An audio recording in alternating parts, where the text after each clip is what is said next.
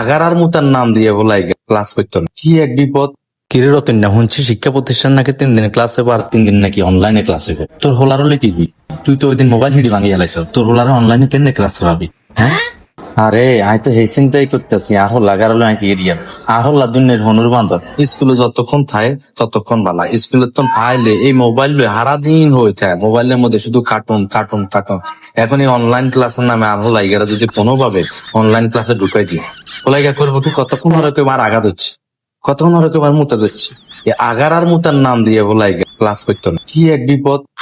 তুই শুধু তোর হোলার চিন্তা করতেছস, পুরো বাংলাদেশে হলাইন বেগুন হনুর বান্ধব।